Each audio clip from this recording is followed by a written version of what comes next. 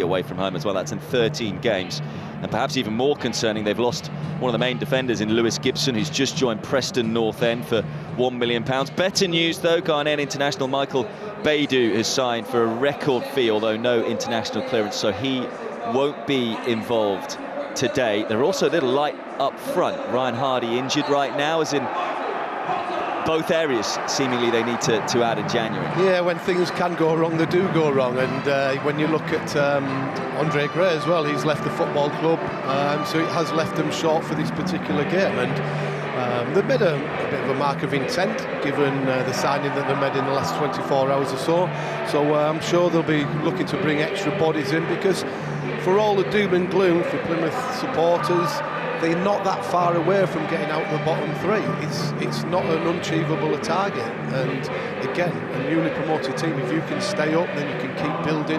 But I do think there will be new recruits coming in, given Gibson's money might be available to reinvest.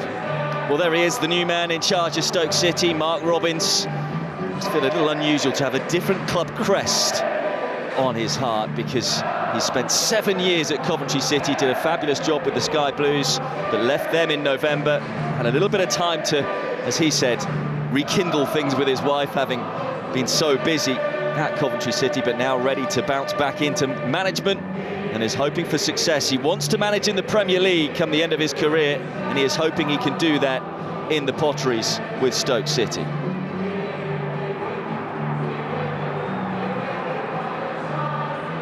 Well, Mark Robins described the work done by caretaker boss Ryan Shawcross as brilliant. So there isn't too much surprise in the former Coventry City boss making just the one change from the impressive 0-0 draw with Burnley on Wednesday.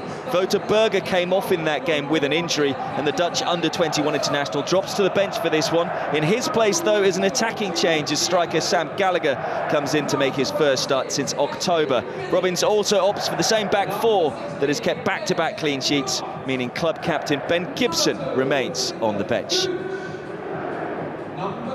Kevin Nanskaville and Joe Edwards are forced into just the one change from Wednesday's 2-2 draw at home to Bristol City. Ryan Hardy left that game with a shoulder injury, so Michael Obafemi starts in place of the Scot. Andre Gray's contract expired on the 1st of January, so the former Watford man is no longer at the club.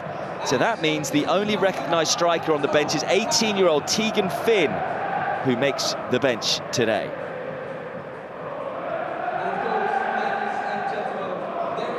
Referee Dean Whitestone will look after this encounter.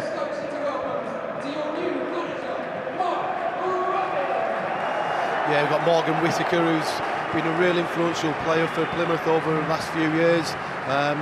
Not much attacking options available today, but he's been one that can get a goal out of nothing. He's he's a flair player, looks to get on the ball, will shoot, will create things, and certainly be looking for him today to inspire the Green Army. And then when you look at Sam Gallagher coming back into the team, he's had a bit of a stop-start career for Stoke City, a few injuries, but when a new manager comes in and you've got an opportunity to come into the team, then you'll do everything that you can. Obviously had a really good time at Blackburn Rovers. Probably see him play in a wide right role today with his size and his athleticism, and he's gives them a real good balance to this Stoke City team. When you look at the Stoke City team, they've got some lovely talented players.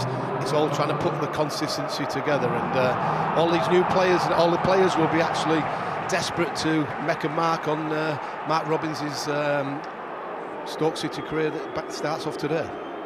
It certainly does. As I mentioned just a few moments ago, he said what a fantastic job Ryan Shawcross did as caretaker boss. Brilliant win over Sunderland a week or so ago, and then an excellent performance away from home at Burnley, so it means they're unbeaten in 2, and he's arrived at a club with a team perhaps a little more full of confidence than after Narcisse's exit as a manager. So it is Stoke City who get us underway at the Bay 365 Stadium. Already a raucous noise as the home fans try to get behind Mark Robins in his first game as manager of the Potters. After 7 years at Coventry City, what can he do in the Potteries? I think when you look at Mark's team, you can see straight away they'll play quite direct on the diagonal up to Sam Gallagher. They won't want to keep too much possession when they get these Stoke City supporters on the edge of the seats. And straight away a direct ball to Tom Cannon, although he is well marshalled. Pleguezuelo had to go into the sliding tackle to concede the corner. So it was Pleguezuelo who popped up with a very late equaliser for Plymouth Argyle against Bristol City. Could be a precious point, but they need wins right now. Bottom of the table and no victory in their last 10. Plenty forward from the back here for Stoke City. It's going to be Bay with the corner. It's a poor one straight to the near post. And Seko to recycle it to Bay. Trying to beat his man as Shamadou. Just couldn't quite get around the Plymouth Argyle left back, and now the Pilgrimton look to counter. Positive start from Stoke on the front foot, really sort of asking questions of Plymouth Argyle. You're looking there, even though he gives away a needless free kick, it shows the intent. They're looking to get on the front foot, make challenges, try and get set pieces. Won't have as much possession of the ball that they had under the previous coach, but it's exactly what Mark will want to see. Forward thinking on the ball, but out of possession, be very direct and very aggressive. Yeah, and as I said, he was full of praise for Ryan Shawcross. Chatting to fans, they were talking about how they like the intensity and perhaps just played the ball a little further forward, a little quicker than under Narcisse Palak, that is, who was sacked just over a week or so ago.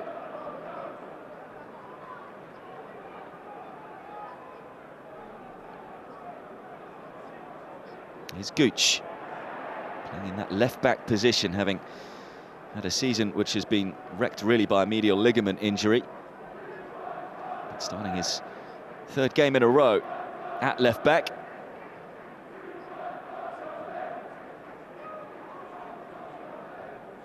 Again, you can see straight away asking questions of the Plymouth back four. I think it's a perfect situation that you're going to have to ask these questions against a very shabby Plymouth team. As Gallagher comes forward and gets the shot away, but perhaps didn't catch it as he would have liked. And behind for a goal kick. Well, exactly what you're saying there, that they're getting the ball forward a little bit quicker. Gallagher being nice and direct. And you've got to ask questions of a Plymouth team that have got the worst defensive record in the whole of the Football League. All of a sudden you can hear the atmosphere inside the Betts 365 stadium, and it's exactly what they want to be seeing, asking questions of a team that are really struggling.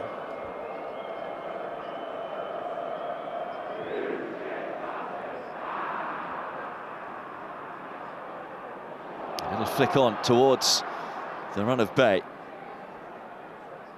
A little isolated right now. Cannon in the centre. Instead comes short to Kumas, and he's able to, well, I thought win another corner kick, but it actually ricocheted back off the Welshman. It will be a goal kick. To be fair, he did well with the tracking the runner there, and got across and made the challenge and went out for a goal kick. But again, forward runs, forward passes, people trying to make an impact on the game, trying to be positive. Plymouth Argyle goalkeeper obviously looking here now to just take the sting out of the game, Conor Hazard. But yeah, they'll have to.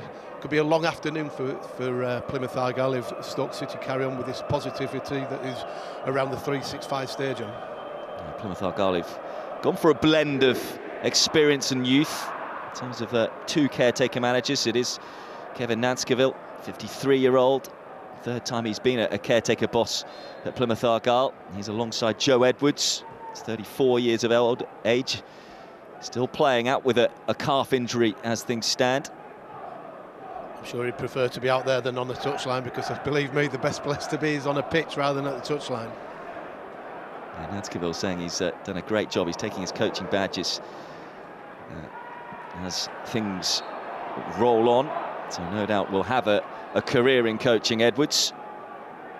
As you say, would prefer to be playing rather than caretaker managing. Look at Tom Cannon there, working from the front, pressing, trying to make sure Plymouth don't have an easy ride, getting the ball out and asking questions at the other end of the pitch. I've watched Cannon quite a bit over the last few weeks, and he does like to leave his foot in on a few defenders, which isn't a bad trait to have at times. That it does make people aware of what you're going to be doing, and he's obviously had a great season so far. I think he's in double figures already for the season. Lots of talk of him maybe going back to his parent club and maybe back out on loan, maybe permanently. But that's what the transfer window does at this moment in time. It's asked a lot of questions and casts a lot of rumours around.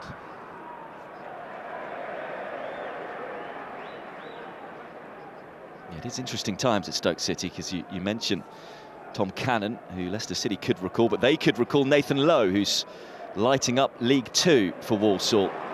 League Two's top goal scorer, the 19-year-old. So they have an option to call him back as they get on the front foot again here, the Potters.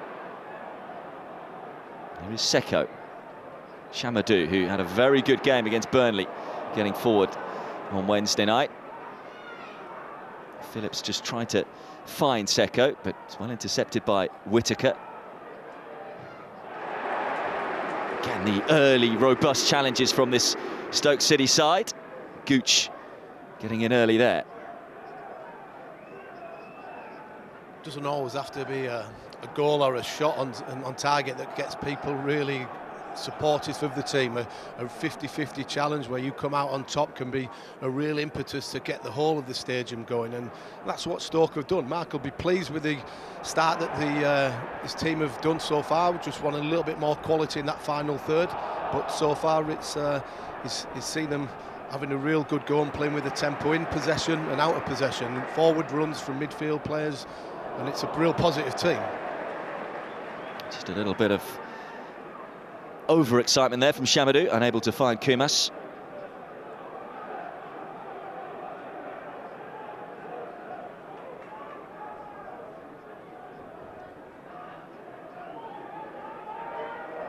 Not too much movement here for Mumba to take the throw. Mumba no longer Plymouth Argyle's record signing, overtaken by Michael Baidoo. Getting a foot in there, Mumba, and Argyle win the ball back in the midfield. Obafemi yet to really touch the ball for Argyle. A little isolated up top so far. Yeah, every time they get it back, they just seem to give it away. Hopeless balls up to him. He needs to get it into his feet because he's quite a strong, powerful centre forward. They just need to get a foothold in the game to Plymouth, get a few passes in and work the way up the pitch, because ultimately so far this has just been played all in Plymouth Argyle's half. Confidence clearly low away from home for the Pilgrims. As I say, just 2 draws, 0 wins out of their 13 games, 35 goals conceded, and they have never beaten Stoke City in the Football League. Their last win, this wasn't in the Football League, it was back in 1916 in Stoke. So it's a big task today, Simon. Well, a lot of the stats are against them today, aren't they? And yeah, and Stoke City fans will be thinking, yeah, let's hope that continues. Plymouth Argyle will say records are there to be broken. But as the game's developed so far, it's not really one that's looking in Plymouth's favour at this moment in time. As a manager, Simon, are you ever aware of those sorts of statistics, knowing that this club has historically struggled there? Probably not until somebody reminds you in the press the day before or 2 days before. I hope that it's all been quite quiet in the press room as Stoke get to the byline here, deflected away, and it's just about palmed away by Hazard, but the ball had gone out for a goal kick. Kumas not quite being able to keep it in play.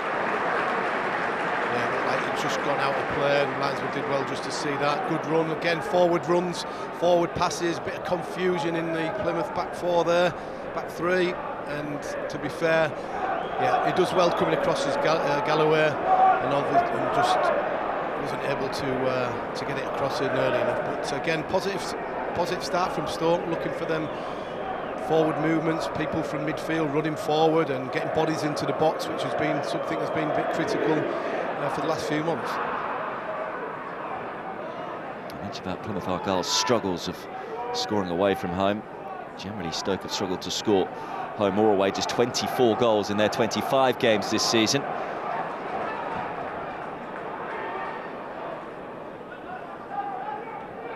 of those coming from Tom Cannon in the Championship. double figures across the board with a couple of goals in the cups as well. This is what Plymouth need to do, just keep the ball. Stoke are not pressing them too much, it's just taking the sting out of the game. Even though they're not going anywhere, they're just getting a foothold in the game, because some of these players have hardly had a touch of the ball so far in this opening 10 minutes or so. So even though they're not going very far, at least it's giving them opportunity to get a feel of the ball. Good pressing from Stoke off the back of it though. Yeah, and here's, I was going to say here's Bay, just couldn't quite get there. Pleguezuelo in for Plymouth Argyle, but his miscontrol means Plymouth Argyle will stay pinned in. I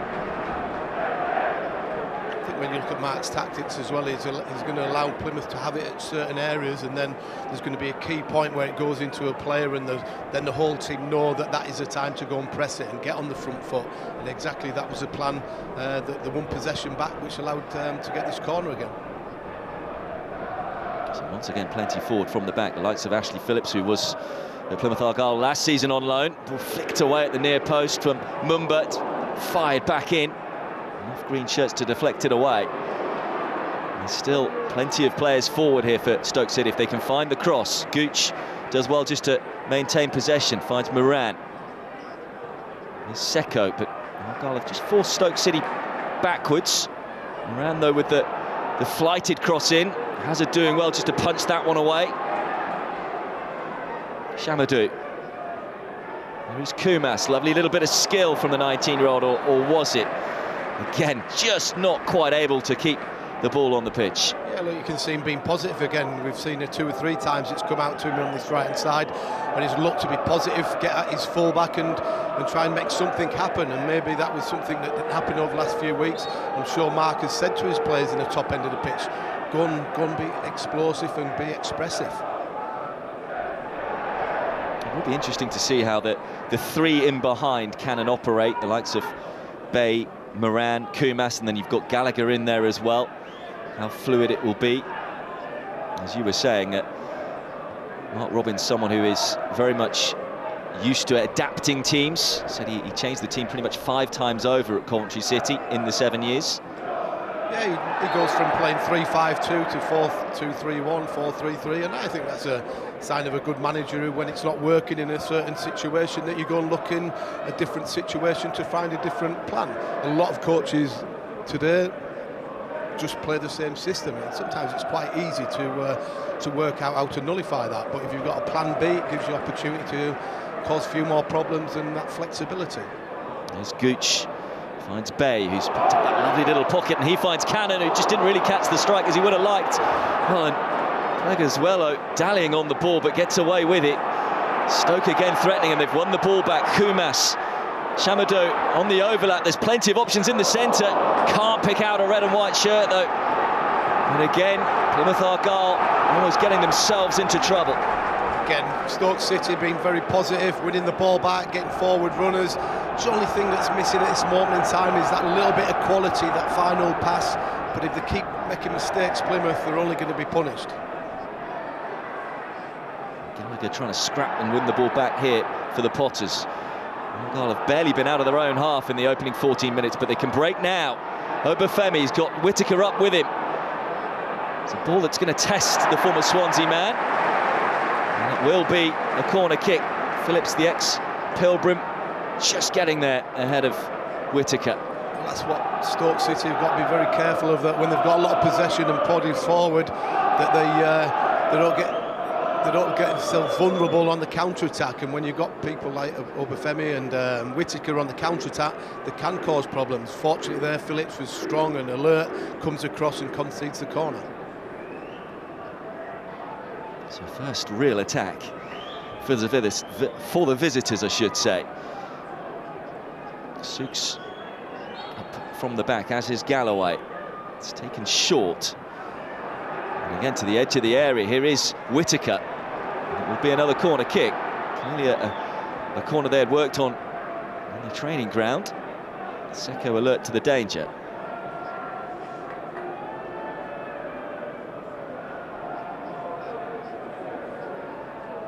Not too much height in the Plymouth Argyle team. Well, this one goes straight into the mixer. Looks like it will be an in-swinger. Most of the Argyle players at the far post. And that's where the ball goes, but it's well headed away. Gooch with the header. There's Whittaker once more. What can he produce? First time ball is a high hanging cross, which in truth is an easy take for Johansson. Yeah, as a goalkeeper coming off his line and catching it, it just does wonders for the defence, and he's obviously forward pass there was out with the top draw, wasn't it? Unfortunately, just doesn't quite get to Kumas, but Plymouth will be quite happy with what they've just had there. At least had a spell of play where they've been able to ask questions of Stoke City, and then looking to counter-attack. Needless free kick when you look at it replay again. Again, Hazard happy to take his time. Hence the whistles from the home fans. They've got a long time to play out. Only 16 minutes in.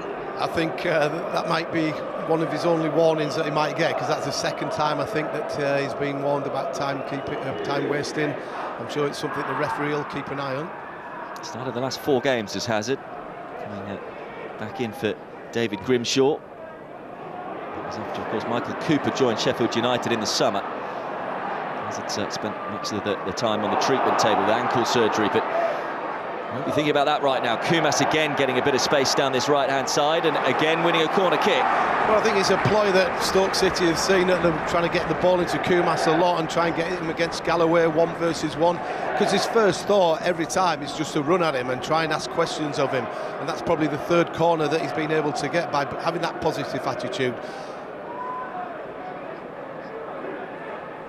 Thought about taking it quickly.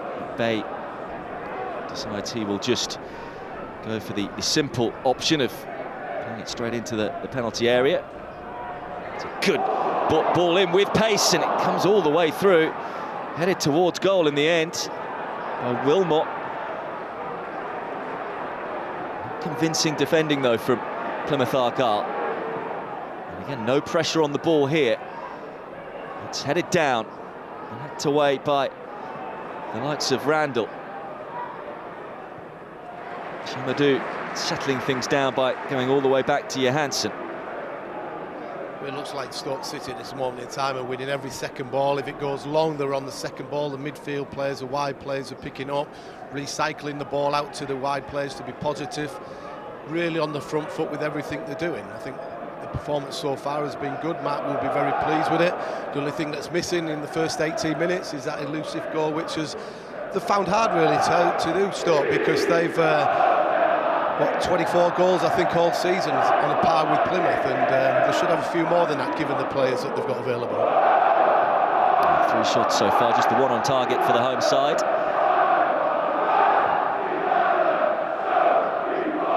I think many of the fans felt Francis Polak's way of playing was just a little too passive, too possessional, not quick enough, so they weren't able to create the amount of chances that the fans here would want to see. Since relegation from the Premier League, they are yet to finish in the top half of the table, Stoke City. And they're under pressure here. This is a good marauding run by JB, and he'll have a chance to shoot a goal. First shot on target for Plymouth Argyle, but in the end, a pretty comfortable save for Johansson. Yeah, as mentioned earlier, that Stoke have got to be careful, because Plymouth have got some decent firepower, to be fair. They've got some good options, good player, looking just to use the defender to bend it around on the outside as well. But they'll be encouraged by that, at least getting a little bit of a foothold in the game and asking questions to Stoke and saying, look, you've got to be aware that we still got players that can hurt you. Here's JB again, man on loan from Leeds United. And his pass is over-hit to Obafemi. But you can see exactly what Plymouth Argyle are looking to do, to try and win the ball and then counter quickly. I think they'll be desperate for a clean sheet. At least that gives them a platform because of the talented players in Whittaker, Obafemi at the top end of the pitch. But if you concede chances and goals, it makes it very difficult, and that's been the story for them all season. So they've got to concentrate at the back and making sure the shape's good, because they will have some players that can go and hurt Stoke City on the counter-attack. Just 1 clean sheet all season for Plymouth Argyle. Came in their last win against Portsmouth. It was back in early November. So they haven't kept a clean sheet away from home all season, as we see Randall having taken a little bit of a knock to the ankle. They have had plenty of injury issues this season as well, the Pilgrims, so there'll certainly be a little concern that their captain right now is just struggling somewhat. Gives the opportunity for Mark and his coaching staff to get a few words into him, and same on the Plymouth staff as well. It seems a common theme now that you get a free kick or somebody's injured and everybody just gathers towards a touchline and able to have a little bit of a time-out, like in basketball, or where you can get a few of your tactics across. I remember this first happening in USA '94 in the World Cup there. That was because of the heat. It's not quite that temperature today in Stoke. Yeah, there's a couple of digits missing from that one in America compared to Stoke at this moment in time. It's about 1 degree, incidentally. There was worry that some of the games in this part of the country wouldn't go ahead today due to the weather, but there was never any danger of this one not being played. And we all woke up this morning. It's slightly different to the Leeds game a few weeks ago, where it was covered in fog, wasn't it? I was watching the game and could hardly see who the players were, never mind the supporters seeing them. Yeah, we'll take a bit of cold over fog, certainly. It's the ball given away. Obafemi finds Randall. Whittaker wanted it, but Randall happy just to try and keep possession for the visiting side. Galloway.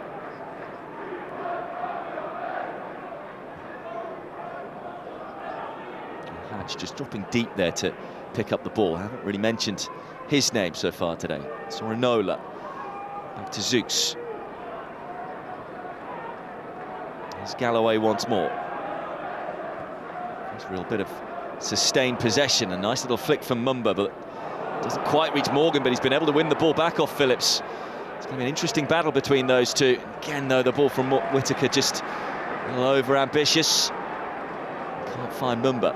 Yeah, a little bit sloppy from Phillips there. He's a little bit lackadaisical, looking to... I think it was a bit too easy for him. Whittaker picked his pocket, and with a better pass, he could have actually played him in, his fellow teammate in, and had an opportunity. But that's where Stoke City have got to make sure they keep the concentration and don't get too complacent. And that's why I said it's going to be an interesting battle as well, because Morgan Phillips spent last season on loan at Plymouth Argyle, so those two will know each other very well. And all players pretty much on the Plymouth side will know Morgan Phillips and how he defends. Sorry, not Morgan Phillips, Ashley Phillips, I should say. Sorinola will look to try and get there, and does. Nearly keeping hold of possession, but Moran beats him to it. Encouragement from the home fans. The supporters love that, don't they? Win a 50-50, keep possession. That's what Stoke City fans want to see. They've been used to playing direct football over the last 5-10 years with Tony Pulis and other managers and asking questions. Sometimes the system of play of being possession-based doesn't suit a certain football club, and I think Stoke has been one that they've been a little bit more forward-thinking, asking questions of the opposition, a bit more direct, where it didn't quite work in the previous one. And I think Mark will be a good example to mixing it up and getting the supporters actually enjoying a little bit of old-fashioned tackling and crosses into the box and getting them on the edge of the seats. Yeah, John Coates actually admitted that perhaps it was the wrong timing for Narcís Palak, who did try and bring in a different type of football to Stoke City. What they were able to do, though, in the summer is very much change the age of the squad. It's a lot younger than what it was a couple of years ago. Well, it doesn't happen that easy, does it? You've got a group of players, he's new to them early in the season, and he's trying to implement it very quickly. Sometimes you don't have the players to play that style of football as well, and it's obviously suffered the consequences, because in football this day and age you don't get the time if results are not going in your favour. Phillips with the long ball. Plagazuelo reading it well. Kumas will look to try and control this ball, and does. And then wins a throw-in. Under pressure from Galloway.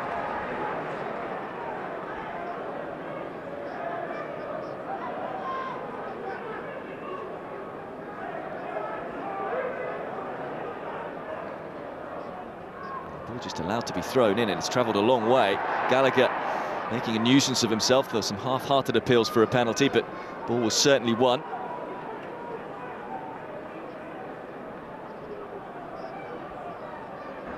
Seko. It's a really sharp turn by the likes of Bay. Carries on his run. Here's Moran. This is where I talked about those attacking players all interchanging. Bay once more. Finds Moran, although he then hits it straight back off the South Korean. And Seko. Stoke doing a good job winning the ball back straight away, and that's a lovely ball through to Kumas, and that's a ball that was just begging to be put into the back of the net, but neither Cannon or Gallagher could get on the end of the cross. Again, really good play, forward runs. You've got Seko who's there making things happen. He's just sitting, protecting, but looking for them forward runs and passes as well. With only criticism there's only 2 players in the box. He'd have preferred to have another couple of players in there, and that's the only thing that's missing. They've got that final pass, that final execution of the quality football that they've had so far. Great run behind, came short to go long, trying to get it across. Cannon's trying to get across the near post in front of the goalkeeper's eye line. Just always missing. It was a wide play coming off the far post area, off the wider wing, to tap it into an empty net.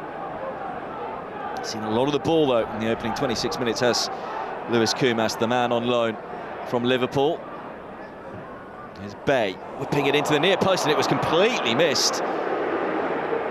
Still not fully cleared. It arrives to Gooch, but he dallies on the ball and has his pocket picked by JB. He looks to Sorinola as Plymouth Argyle looked to counter, but JB was caught late, so it will be a free kick instead of a counter, and there is our first yellow card. Yeah, I'm not sure that Linden can have too much complaints about that.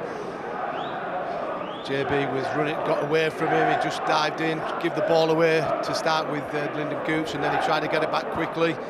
Sometimes having a free kick against you and a yellow card is sometimes a good free kick as well, because if he'd not made that challenge and let the lad go past him, then it could have been a 3 versus 3, 3 versus 2 situation. So sometimes in football you can get a good yellow card, and I think that was on that particular occasion.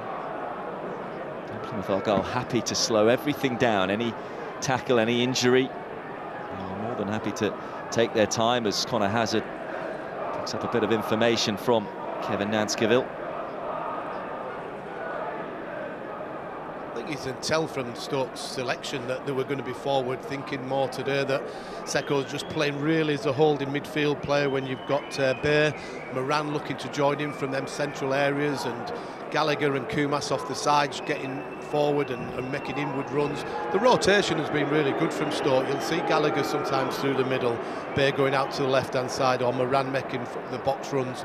I think Mark's intent straight away was to have a more forward-thinking team, and so far that's been very evident.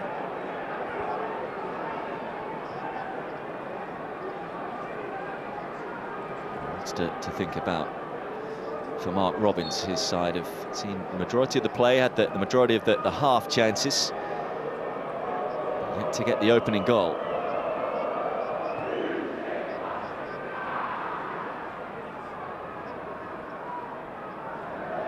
Just headed out for another throw-in by Lyndon Gooch. Strange to see Linden playing there, because I had him at Sunderland and he was an out-and-out winger, playing more on the right-hand side. So, but you ask any player, they'll go and play in any position to make sure that they're in the starting 11. And he was a wholehearted player, and will do whatever he can to stay in anybody's first team. He started the season as a left winger as well for Stoke City, but so far so good. As I say, 2 clean sheets in a row for Stoke City. So the back four under the stewardship of Ryan Shawcross has worked well. So no surprises that he's got the selection again ahead of the likes of Enda Stevens. He must be doing well, because Stevens is a very experienced championship left-sided defender, whether in a back three or a left back. So Gooch must be doing something right to keep him out of the team. And sometimes you have great results at Burnley and Sunderland, and the team more or less picks itself, doesn't it? Just the one change today. I wonder how much it was enforced.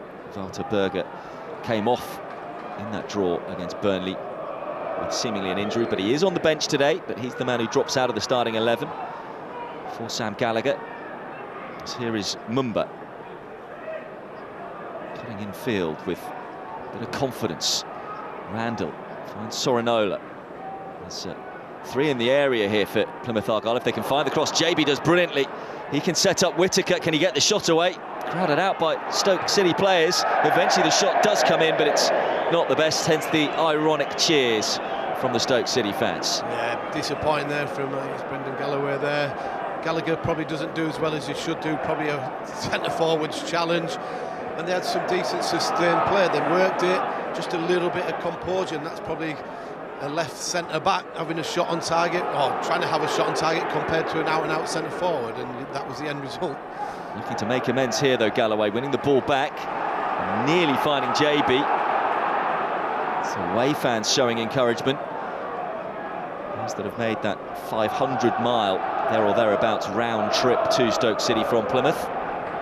Hardy really fans. Support, the home support has been outstanding, and that's what's helped them get as many points on the board at this moment in time. And again, long trip for them today, but they'll be looking for a lot more improvement on the road for the rest of the season to give them that opportunity to stay in the Championship. They really have got to give them credit with the Plymouth Argyle's away form. They still turn out in their numbers, the Green Army.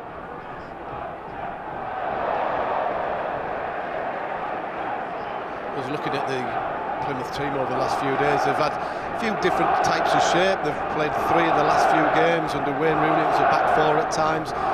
Picked on with the back 3 today to try and, well, probably back into a back 5 to make sure that they do try and keep that elusive clean sheet. Here's Whittaker, does well just to find Al-Hajj. The overlap is Mumba. Goes infield to Obafemi, but again, as he was running, couldn't quite control the ball. Not sure it was the right pass. Seko just operating as almost that quarterback role for Stoke City, tidying everything up, directing the play.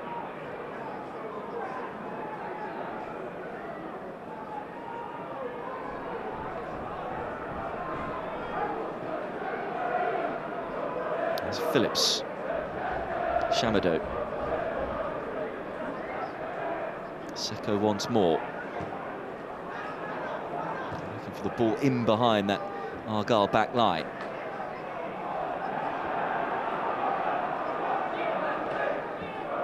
Plexvello with the header. He was described, by the way, as a warrior and a communicator by Nanskaville. After getting that last-minute equaliser against Bristol City. It's a goal that was fully deserved for the Spaniard for his efforts this season. Well, any time you get a last-minute equaliser or a winner, it fills you with confidence, and that should be the case with him. And he's a leader, as you mentioned there. He's got to make sure that he organises his back 3 around him, back 5, and don't make any mistakes. But they're finding it very difficult at Plymouth Argyle to get out of their own half at times, and you can see why they've conceded so many goals. They do look like they're a team waiting to concede, but football's got a strange way of delivering things that you don't expect, and maybe a clean sheet is today to be the first one of the new year. Shamadu hoping to try and change that sentence of yours with the ball in. There's really been any clear-cut chances, you might say, for Stoke City. There's been a couple of half chances here and there. And Argyle often getting 11 men back behind the ball, making it tough for the Potters to break them down. So Gallagher just had his ankle stepped on there by Souks. Fairly innocuous. Yeah, just one of them down the back of his ankles, I would have thought, down his Achilles, just caught, stood on him, and when you've been out injured for such a long time like Sam Gallagher has it, it's probably the last thing you need to know, to have somebody stamping on your foot on a cold day in the Potteries. Yeah, first start since October for Gallagher after much of the season out with a calf injury. There will no doubt be a target for Bay in this free kick. Will it be Moran to whip it in? Looks like it will be Bay. Played with pace, but not the direction he would have wanted. Yeah, that's poor, isn't it? You're looking for somebody who's got good quality to ask a few more questions of the back 5 of Plymouth. They've got some big players up there for Stoke, Gallagher especially, and Phillips, and just hang it to the far post and let them go and attack it, because, as mentioned, Plymouth have not got real warriors or 6'4" defenders in there. Go and just hang it up there, and that would be big disappointment that when you get an opportunity from a free set piece that you don't have the quality that you want to have.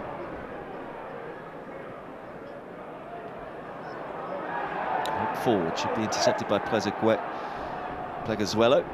Here's JB. He's looking to almost beat a man, is Leeds United loanee. Tried to turn Moran there, but unable to do so. That's an easy interception for Mumba. And Argyle can come forward, doesn't have a green shirt ahead of him, does now. It's done well just to keep hold of possession and then switch his play superbly to Sorinola.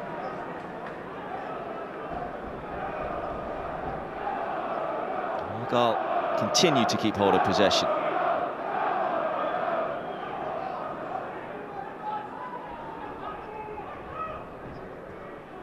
Al-Hajj with a lovely 1-2 with Obafemi. And there are options in this attack. Still Al-Hajj, now tries to feed JB.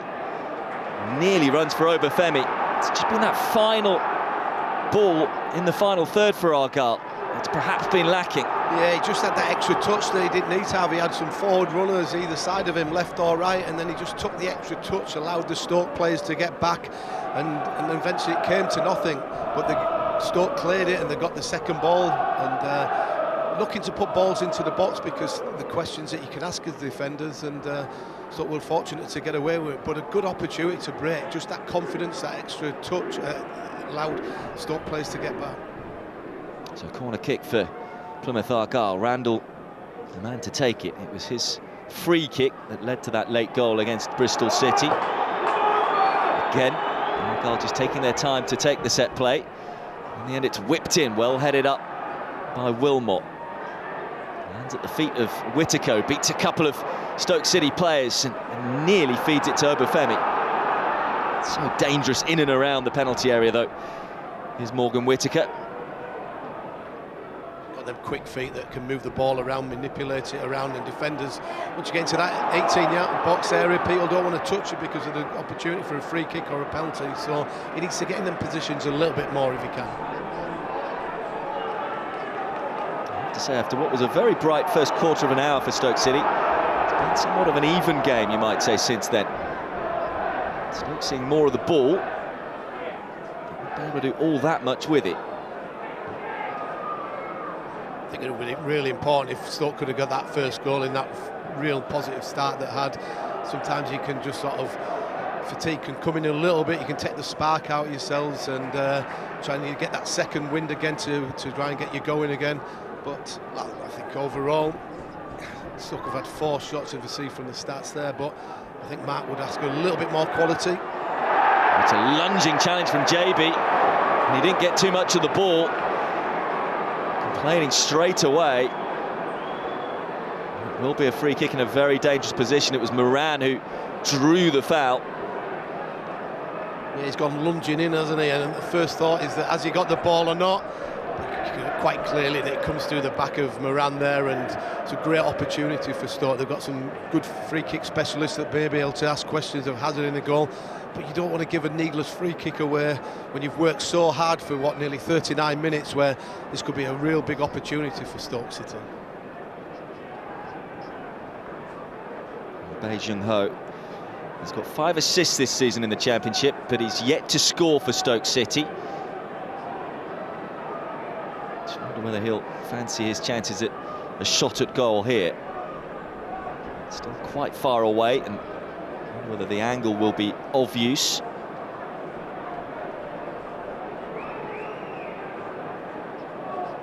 Looks like it will be the South Korean international. Al-Hajj has got the short straw.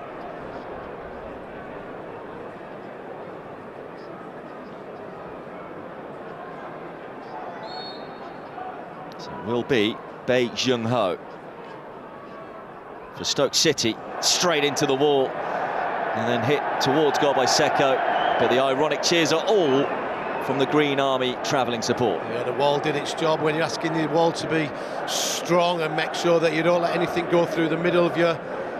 They did the job, and then when it comes back out, it's a little bit rushed and really a bit more composure. He could have kept the attack going again, but yeah, disappointing free kick from a really strong position there.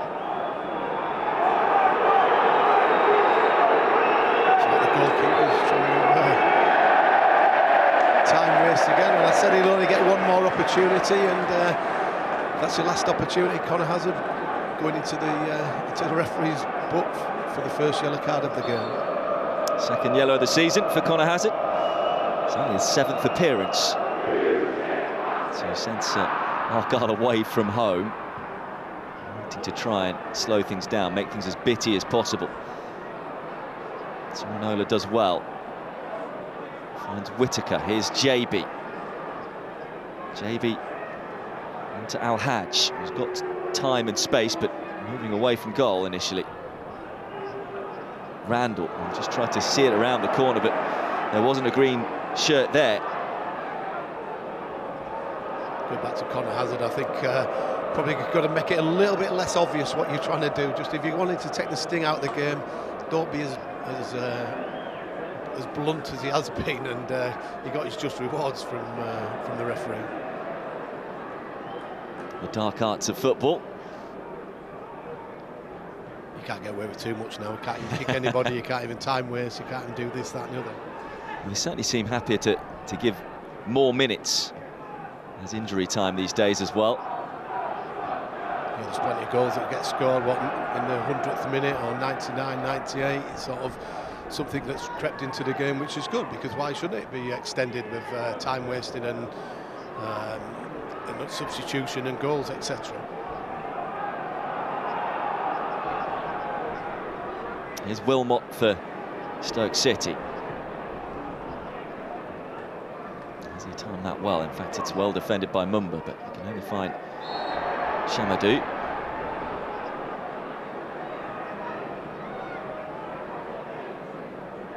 Been all that much fluidity to this first half.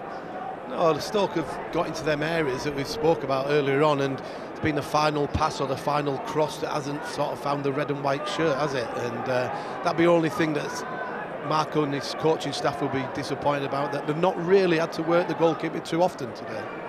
It's perhaps understandable, not as much fluidity as Moran this time takes the free kick. Very comfortable headed clearance. Back in towards the red and white shirt, but it's Randall who heads it away, but it's going to break to Gallagher, who has a flash shot at goal, but he was really coming down and always looked off balance with the shot. Yeah, just going back to the fluidity that we're talking about, is that when they've gone to Burnley and they've played Sunderland at home, they'll have been more defensive against them two teams, Stoke. Now they've been told that they need to go out and be a bit more expansive under a new coach against the team bottom of the division, probably not being able to get that fluidity going. And again, Gallagher he's been one of many Stoke players that it's come to on the edge of the box and not really had the composure to work Conor Hazard in the Plymouth Argyle goal. So just that little balance between being aggressive, out of possession, but then being composed when you get into the key areas.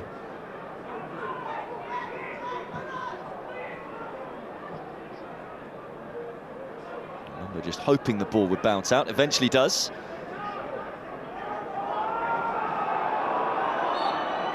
The referee just urging the Argyle players to go a little quicker. And, moving it for Galloway. Edging further forward as the Zimbabwe international. Will be another throw-in to the Pilgrims.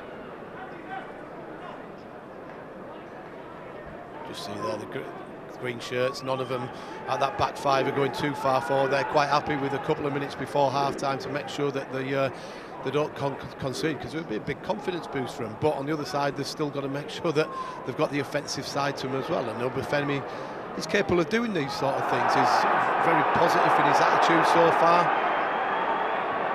Wonderful bit of skill there from Mumba. The home fans felt the ball was out, but play continued.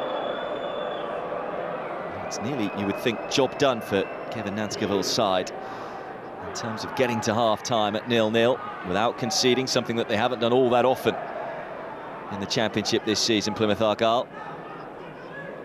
So he'll be pretty proud of his players' efforts and endeavour and structure in this opening 45 minutes.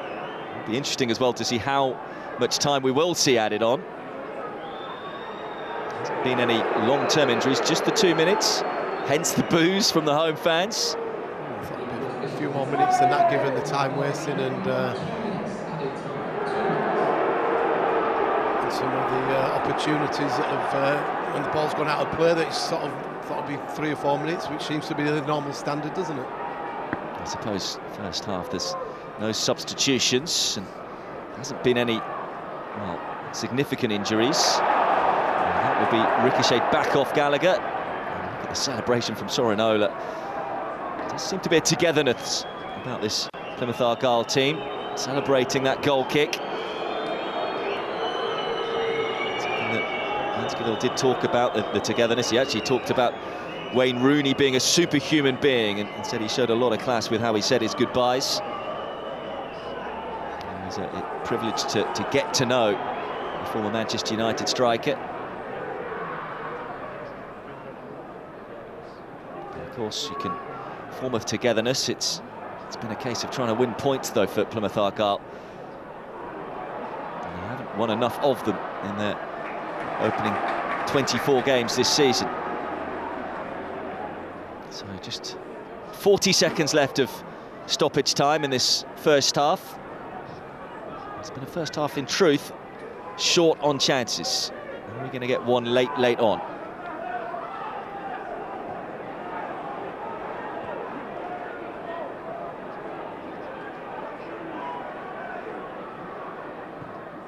Wilmot goes direct towards Kumas and finds Kumas. Good first touch from the Liverpool low knee. Can he keep the ball on? He can. He's somehow bundled through a couple of challenges. Still going, Kumas. It's come to Moran, who takes it first time, but well, that was one, and I think he would probably prefer to forget. Well, this was the outlet that early on in the game they were desperate to get Kumas on the ball up against Mumbai on this in the left back area, left wing back role. Does really well, gets away from a few challenges. To be fair, Plymouth defend it well, and then again the little bit of composure needed to try and hit the target doesn't come to fruition. And probably that shot at the end of the first half there just sort of sums up, which has been some decent football, but some quality missing as well. Plenty of pressing and probing here at the Bet365 Stadium, but Plymouth Argyle, in truth, have done a very good job defending most of the time with 11 men behind the ball, and they've restricted Stoke City to only a few half chances. So it is half-time in Mark Robins' first game as manager of Stoke City. Stoke City 0, Plymouth Argyle 0. Rather apt, considering what a great defender he was. Yeah, look, he's a Stoke City legend, and he just came into the fold when they needed somebody to re-galvanise the football club and the fan base, because the game against Leeds was not great. It led to the coach being sacked. And then he went in and got a fantastic result against Sunderland in his first game, and then a clean sheet up at Turf Moor against Burnley, and then allowed Mark Robins to come in, and he's gone back to his tranquil job as I think under-21s coach. It will be interesting to see if Mark Robins just looks to get him involved a little more in the first team, because clearly that's what he's doing, and there are signs that he could be a very good manager in time, Brian Shawcross, and maybe that's the same sort of deal for Joe Edwards. Kevin Nanskiville incidentally saying that Joe Edwards would have learned as much in the last 2 or 3 days than he would have done in the last 2 years in terms of trying to do the coaching badges. 100%. You can never really describe what happens or what's going to happen in that period of time, and the thought process between the pair of them have been very good. They've been working on strategy to try and get something out of this game against Stoke, and yeah, so far the plan of action has worked. They've just got to be careful that they don't sort of concede early in this second half to give Stoke the real impetus, so they don't make it an easy afternoon. So I think both coaches will be quite reasonably happy. I think Mark will want more in his final third from his attacking players, but Kevin will be happy with his defensive unit so far. Well, as far as we're aware, no changes for either side. As we were saying earlier on, Mark Robins, someone who does quite like to tinker. He's not afraid of making substitutions or changing formations, but clearly deciding he will wait. This is an interesting formation, though, as far as Plymouth Argyle are concerned, to take the second half. With these 4 players over on this right-hand side, all the way back to Hazard. So looking to try and get on the front foot straight away. Suits wins the header as well. Here's Obafemi. getting a good foot in there. Gallagher for Stoke City, and then, well, I think his momentum just takes him through, JB. Yeah, it's a bit unfortunate, Gallagher there. He just lost his footing and slid into JB. I think it was one of them that could have been a bit more serious than they actually did. He just fell into him, and yeah, if he caught him a little bit higher, it could have been a bit unfortunate. He got a little bit of a nudge, as you can see there, from Souks as well. So, fortunately, both players came away without being hurt. Here's Moran. If you were Mark Robins, Simon, what would you look to change much early on in this second half if it continues as we saw in the first? The only thing that you can look at Stoke is that they're a little bit lopsided, that they've got no left footer in the team. So when they go forward on this left hand side, nobody's really going on the outside and putting crosses in. It's always coming back to Gooch on his right foot, or Gallagher when he comes out here. Where on the opposite side, Kumas is very direct on getting the outside and getting a few crosses in. So Stevens possibly could come on, and Gooch goes further forward. There is Gooch straight away playing that ball in with his right foot. The best of clearances though from Plymouth Argyle, and Seko is there to tidy up for Stoke. Moran though can't find the run of Cannon, who I haven't mentioned all that often in the first 45 minutes, the man on loan from Leicester City. Yeah, he'll be wanting a little bit more service into him. He's a 6-yard box player. He wants the ball in around it where he can be sniffing around for any opportunities. Hasn't really had a lot of quality into him in this opening half. There's Moran. A little further back this afternoon than what he's used to. The Irishman, the man who's on loan from Brighton. Stoke City, who have one loan signing that they can make, is that's a fine ball from Gooch to Bay, and he plays it into a great effort in the end from Chamadou, coming forward from right back. Yet to score this season is Chamadou. That's arguably the best chance he's had all season. Yeah, good play from Gooch. He just sees this slide rule pass and plays it into Bay, and he gets to the byline, and with his left foot this time hands it up to that far post. Doesn't really make the connection that you'd like him to have, really. Just needs a little bit more confidence or belief to come in. Look, fair play to him, he kept it down where some other players might have put it over the bar, but just a little bit more conviction would have resulted in a little bit more difficult opportunity for Hazard to make that save. But promising signs from Stoke.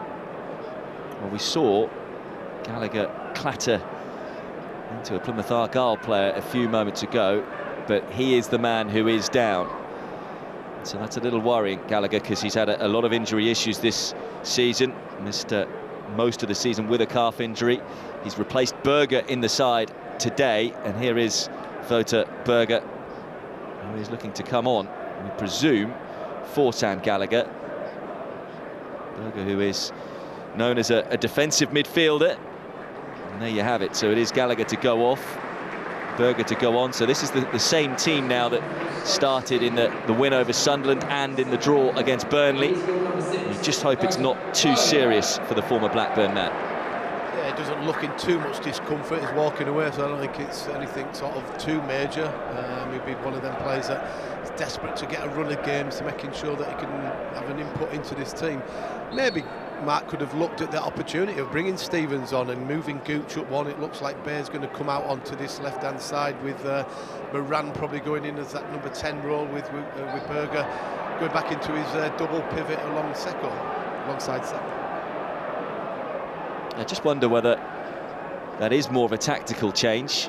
Although it did look like Gallagher might have picked up an injury, and as you say, maybe that's all about just trying to control the game a little more. Yeah, look, it's a team that they put out a few weeks, no, was it 10 days ago when they beat Sunderland, so it did something right on that particular night, and obviously went to Burnley and got a good result as well. So he's a decent player, Berger. It just takes away a little bit more of the attacking intent, but sometimes having a double pivot can lead to having a bit more possession in the team and ask a few more questions.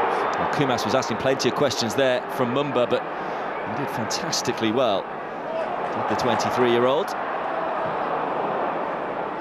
Nearly threading the ball there. Seko again looking for Cannon. Getting the crowd going though. Again, it's been a bright start by the home side.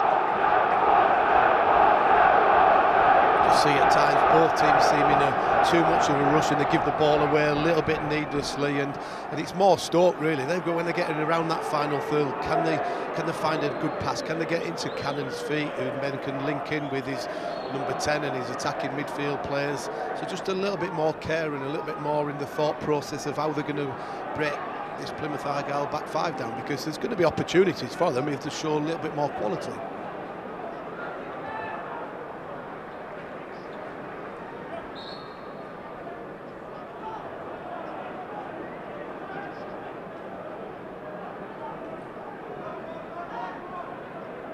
Gooch looking for the run of Moran. Well marshalled though by Galloway. Showed good strength there, did the Zimbabwe international.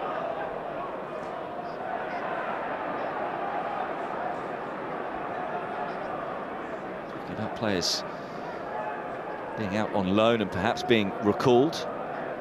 Ashley Phillips is on loan from Spurs, and I think most people know about their defensive struggles of late.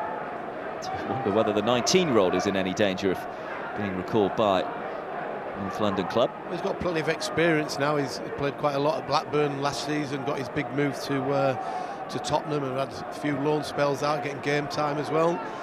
I think it's not ideal that Tottenham would be looking to play a 19-year-old, but they're playing Archie Gray, who's a centre midfield stroke right back in centre back at this moment in time. So who knows what could happen in the future in this January window, which leads to all sorts of optimism, rumours or negativity. It will be very interesting now that John Walters, the sporting director for Stoke City, has said that plans are already underway. He's been talking with Mark Robins about who they can bring in. As I say, they've only got one loan signing left that they can make. Plymouth Argyle come forward down this left-hand side. It's ricocheted into the arms of Johansson, but good pressing, probing play from the Pilgrims. It's one of them when it ricochets off the defender. As a goalkeeper, you're hoping it hasn't got too much pace and it just drifts over your head. Fortunately for Johansson there, it looped up into his hands. But the moments can cause a little bit of anxiety amongst a back four or a goalkeeper. As I mentioned before, talking about January signings, Plymouth Argyle losing Lewis Gibson. They've also lost Andre Gray, whose contract expired at the start of January. Clearly deciding against extending his contract as Argyle look to try and play out of the back. Sorinola will just get it upfield.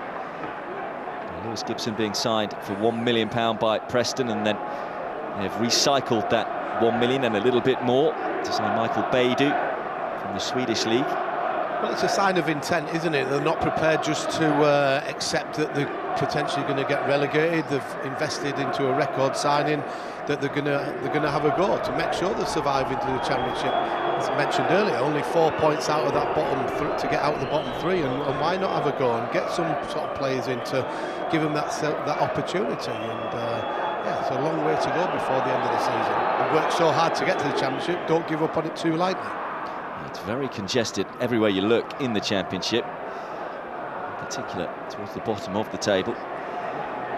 Stoke City, who I think, having got Mark Robins, would have been looking upwards, but if Plymouth were to win today, they would just be 4 points behind the Potters. They'll go level on points with Cardiff City and Hull City before they play this afternoon. I mean, they'll be just 1 point away from Portsmouth and safety. So it's amazing how quickly things can change. I think even if Plymouth managed to get a point today, that'd be a massive step in the right direction. A clean sheet and a point will be a massive confidence boost for them, but they've still got a long way to go to achieve that. Lots of defending to try and do here, although Kumas and the home side were wanting a corner kick, but a goal kick's been given. I think that's the area that Stoke will be looking to revisit again. First half, Kumas was very good against Galloway, should I say, and Mumba, that he was getting out on the outside, putting some decent balls in. To be fair to Mumba, he's defended well against him in this opening 10 minutes of the second half, but it is an area that I'm sure Stoke would look to exploit a little bit more, given Kumas's ability. Too many options on the bench in terms of attacking options. Emre Tezgal and Niall Ennis, two strikers that they do have there. In terms of creators, too many. Of course, they still have Manoff, I should say, out of the team. Millie Manoff. Interesting if Ennis came into the team after being an ex-Plymouth player, and it's always sometimes the case that come back to haunt your old club. As Cannon wins a free kick against Plegazulo.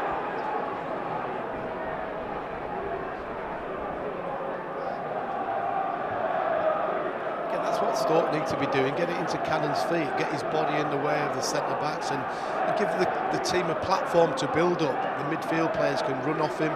If he's a little bit loose in his possession, then it just breaks down too easily. And that's the same with Plymouth as well. Obafemi needs to be a little bit more secure in his hold-up play if Plymouth are going to counter-attack against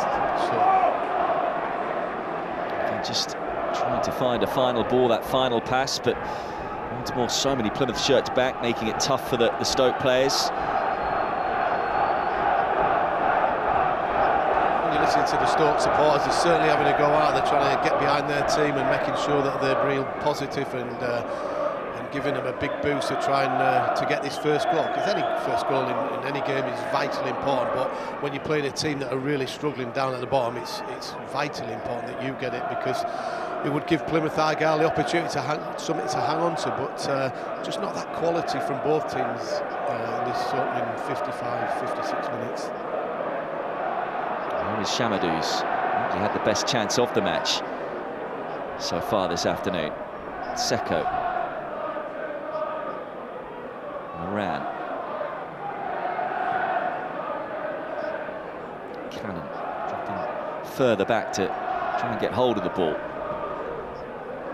That's what he's got to do sometimes. When Plymouth have got the back five, he's got to drop in deep sometimes and allow, if it's Moran, to run in behind. Hopefully they'll see the space and leads to something. Bay again, just overhitting his pass, and again it'll be a goal kick to Plymouth Argyle. It's like when you want to look at the Plymouth team, you look at them and you're thinking, really, actually, must have been working really hard on the training pitch, because the shape has been good. There haven't been any real clear opportunities apart from that one early in the second half for Shamadou. They've actually been very structured in what they're doing, very organised, and Stoke are finding it hard to break them down at this moment in time. A lot of passes that are just not getting to a red and white shirt or going out of play, and that'd be the frustrating part for Mark Robins at the moment. I think that was the criticism of Wayne Rooney's tenure. Finding an identity, finding a structure, chopping and changing perhaps a little too much.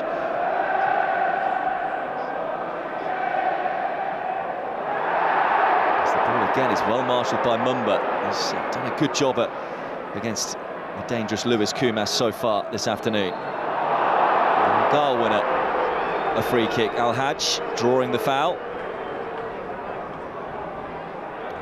The Pilgrims continue to frustrate the home side.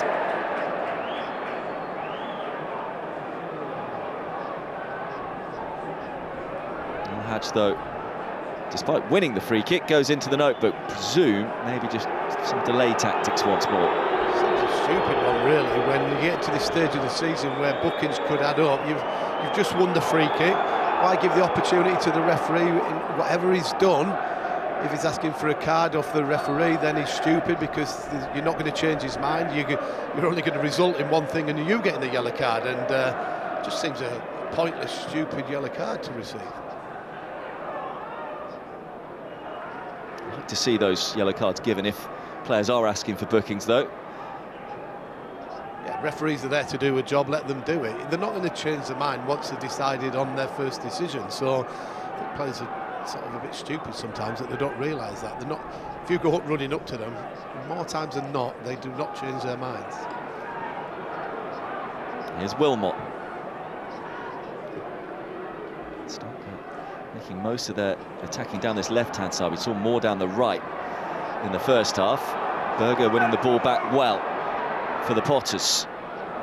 There's Moran. Options now over on the right-hand side. Shamadou urged to shoot, cuts onto his left foot and has a go. Well, he got the power, but not the direction.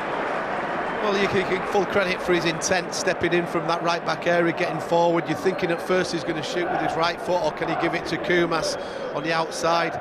Comes in on his weaker foot, and again, that shot probably just sums up both teams' attacking elements so far.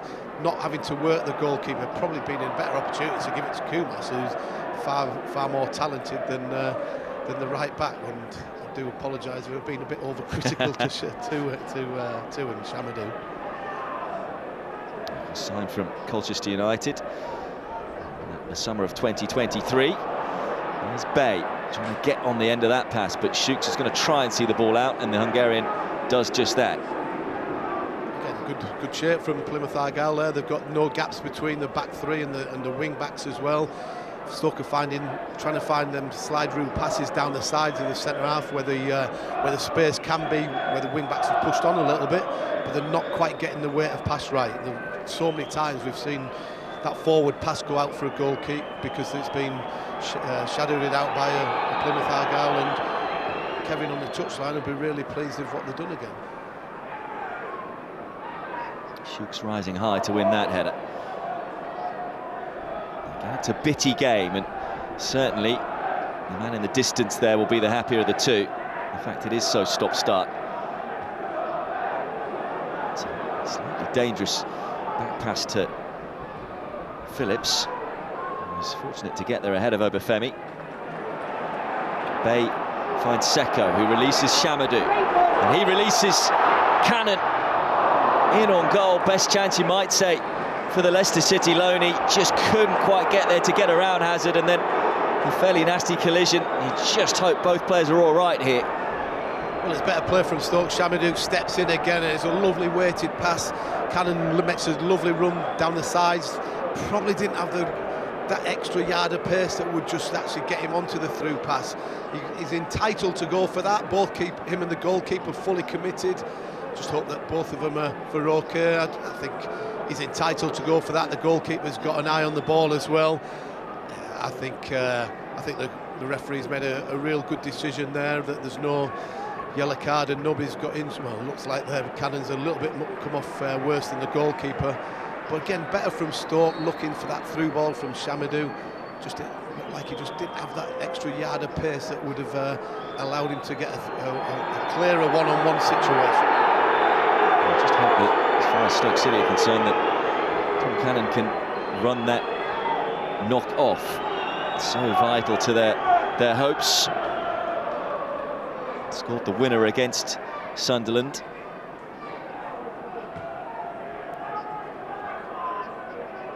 I'm being informed that Plymouth Argyle are about to make their first substitution of the afternoon. Frederick Isaka waiting to come on. We'll wait to see who he might replace. There's Berger. That's a brilliant bit of skill from Sorinola, and he's done so well there, not only winning the ball back, but then drawing the free kick. And again, more frustration for the fans and the home team. Yeah, it's like you mentioned earlier, it's just getting really bitty, isn't it? And there's only one team that benefits, and that's Plymouth Argyle. They're more than happy for free kicks to happen and substitutions to take place. Obafemi looks like he's going to be coming off for Isaka. Different type of player by the looks of it. Taking his time going off, which will just add to even more frustration for the home fans. But at least Kevin's looking to do something different, to change it around. Does Isaka go as a number 10 and Whittaker goes up further upfield, or does Isaka go as the out-and-out number 9? With Ryan Hardy out with a shoulder injury, and Andre Gray not signing a contract extension, so Frederick Isaka, as you say, he's known more so as a left winger. Will he go up front and replace Obafemi directly, as we see that Sorinola tackle? Got one goal this season in the Championship, does Isaka, just 18 years of age. The only other out-and-out striker they have on the bench is Tegan Finn, who's another 18-year-old. Spent most of the season playing in the under-21s. Given them stats that you've mentioned there, I think that'll be an area that Plymouth will be looking to delve into the transfer market over the next few weeks. I think, as I say, they've got Michael Baidoo, who is almost a number 10, an attacking central midfielder who they have signed for a record fee. I'm sure they'll be looking to add at the top and at the back with all those goals that they have conceded, and with Lewis Gibson joining Preston as the ball's given away by Hazard. Straight to Bay, but control wasn't that great from the South Korean. And here come Plymouth Argyle with Sorinola. Options to his right and left. Here is Asaka. He'll look to try and pick out Morgan, but the cross wasn't good enough. It's certainly opened up, hasn't it? From being nearly a mistake by Conor Hazard there, it actually resulted into a counter-attack for Plymouth Argyle. And really, they should have done a little bit better with that. All of a sudden, Johansson gets it and slings it out to a fullback, and again, Stoke just didn't have that quality to break on quickly, but it's certainly opened up the game now. And space to move into for Berger, who finds Kumas with the early pass. Kumas, it's just about to say, with a fine bit of skill to get away from his man. But Plymouth Argyle defending really well in this second half. A lot of tackles and challenges that they've won. It does look like Asaka has gone into that central attacking role.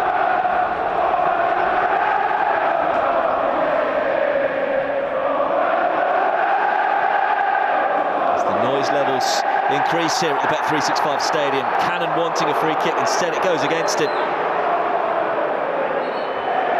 Berger looking for that ball, and the slide rule pass down the side for Cannon, who is in his rights to go for it. He just bundled the centre-back over, and Stoke City supporters won't be too pleased with that, but it is a free kick there. It's he's running down the sides and it ushers the ball through really well, through to Hazard. Cannon trying to be positive, trying to get on the end of it, and results into a free kick. Again, that's the desire that Plymouth are having at this moment in time. They're not prepared to give up this clean sheet that they've worked so hard for 67 minutes. One moment of lack of concentration can cost them a valuable point, and they'll be making sure that they're talking, communicating, concentration levels are really high, because once you start going into this second phase of the second half, fatigue can come in play, and concentration levels can certainly dip as well.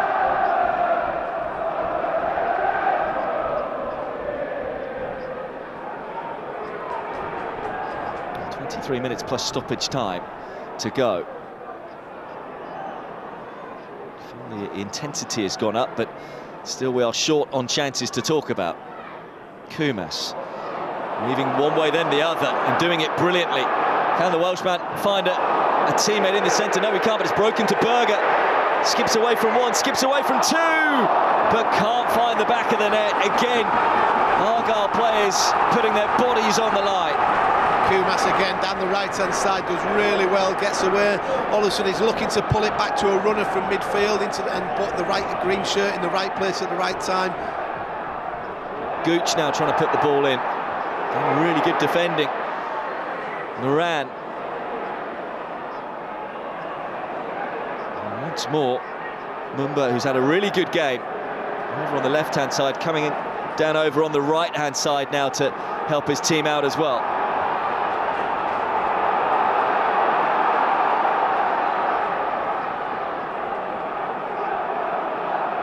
Levels continue to increase.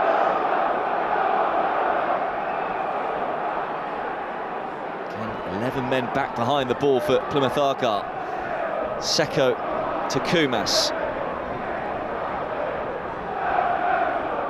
To Cannon. Now Berger. Oh, well, the pass was certainly there, but he couldn't find it this time, the Dutch under-21 international. Yeah, there's that previous chance where it gets cleared away. Berger picks it up, and you're thinking, hit it with your right foot maybe.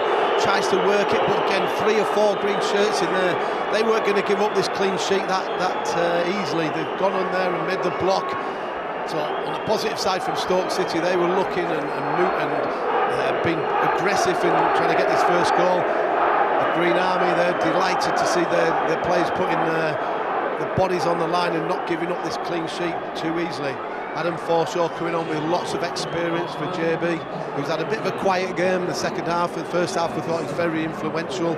Forshaw, lots of experience, had a few injuries over the years, but again, they'll be looking through his experience to try and see out this next 20-odd minutes or so and keep the clean sheet, and maybe, if possible, get a goal as well. Very much like for like replacement. As Hazard is down, and that's why you could hear the boos and the shouting. It wasn't aimed at Adam Forshaw. Of course, Hazard's already been booked. I'm not sure I'll be the most popular person to be going out in Stoke tonight. If I was Conor Hazard, I think I would be going out elsewhere. If players do go out in this day and age.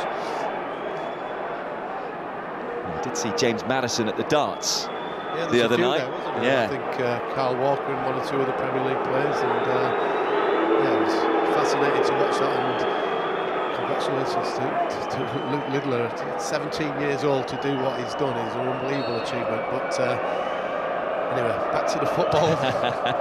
Well, who can hit the target tonight, this afternoon? That's the bigger question. We haven't had too many shots on target. Need a bit of Luke Littler accuracy.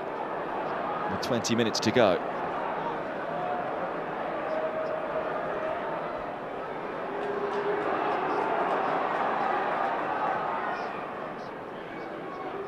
There's Gooch.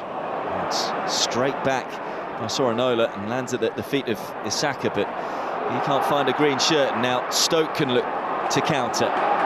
Kumas, who has really been the danger man for Stoke City this afternoon. That's nicely worked to Chamadou. Now Cannon! Best chance of the game, but still it won't go in for Stoke City. Great move, great bit of play there and combination play from Stoke City. Again, Kumas down the right-hand side, drives into the box, pulls it back all of a sudden. Oh, this was a previous opportunity. Berger gets on there to his, looking he might have shot onto his right foot, but the block, all of a sudden, Kumas, he's been so positive for everything he does.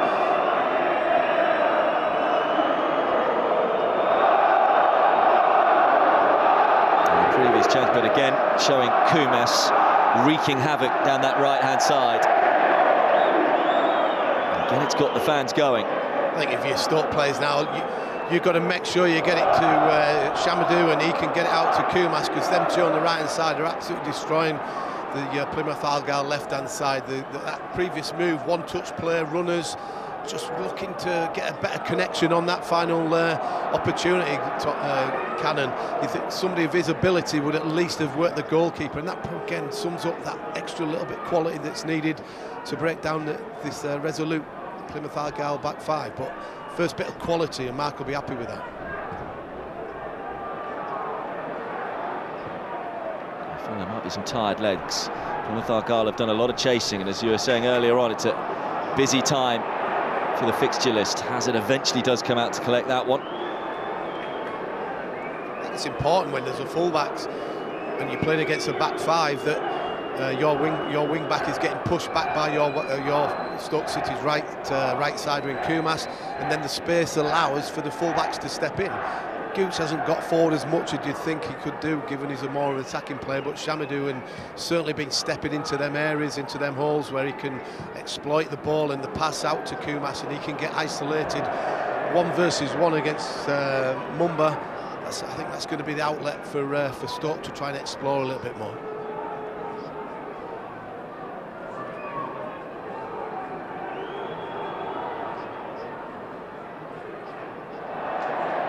Dawdled on the ball there, Al Hajj. And again, they get Kumas free down the right. Only Cannon in the centre. So he just holds the ball up. Berger has now made his way into the penalty area. Cannon was the target. It's going to come to Gooch. Gooch looking to work it on his right foot. Again, no space to really get the shot away. And Plymouth can look to counter with Whittaker. Wrong decision from Gooch there. Too many green shirts in front of him. Should have played it out wide to Kumas. Should have kept the ball being recycled out the opposite side and kept the pressure on. Really, yeah, get the idea of having a shot, but it wasn't the right decision making from Linden there. Should have played out wide. Saka was just offside there. Had he stayed onside, that would have been a real opening for Argyle.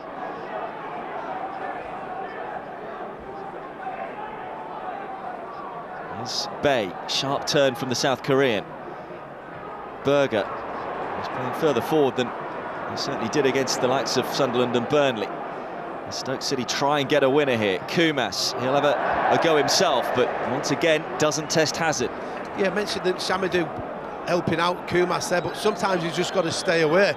He's gone into the outside area when really he could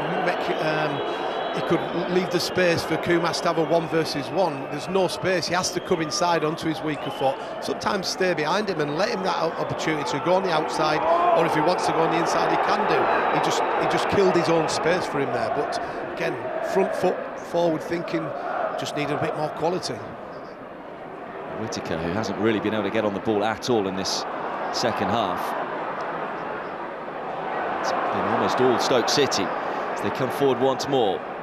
Phillips finding himself in a forward position. Can't find Berger. And a really good challenge by Pleguezuelo.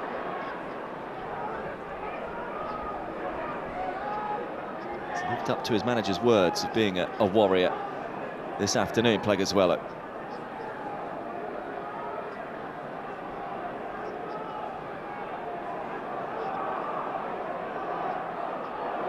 Seko, it's just under hit. Fall short, able to skip away from Berger.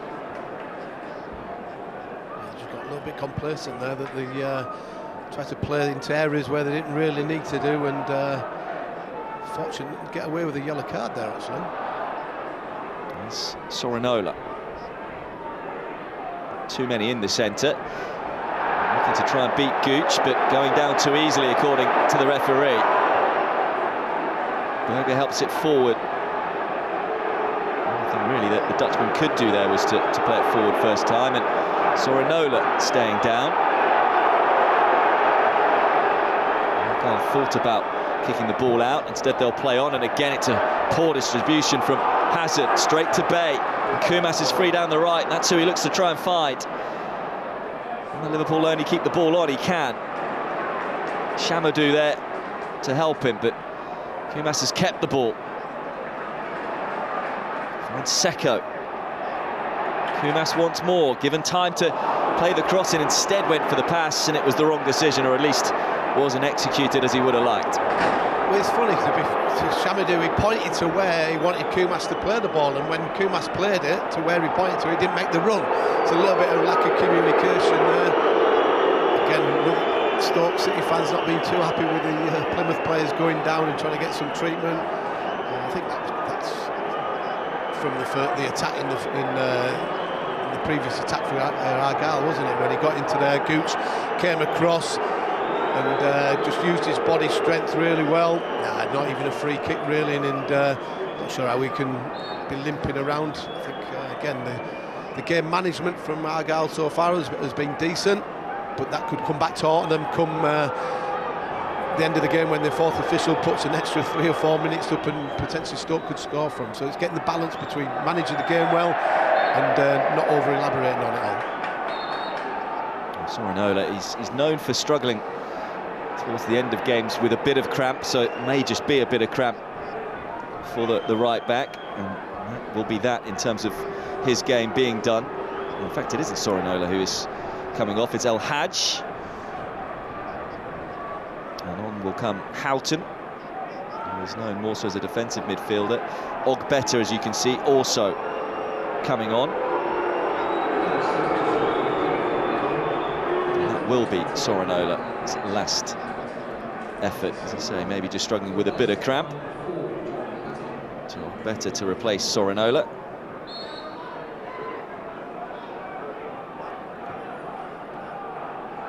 Better, who's known more as a left back.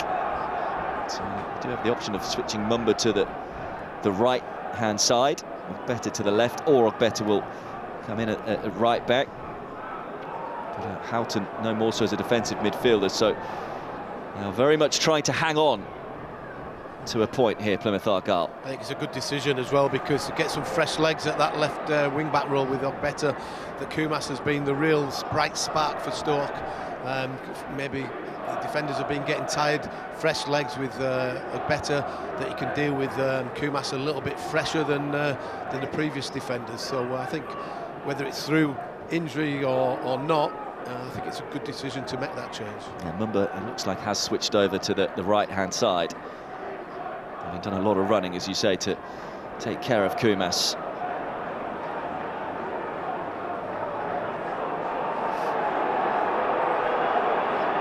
Just over 10 minutes to go, plus stoppage time.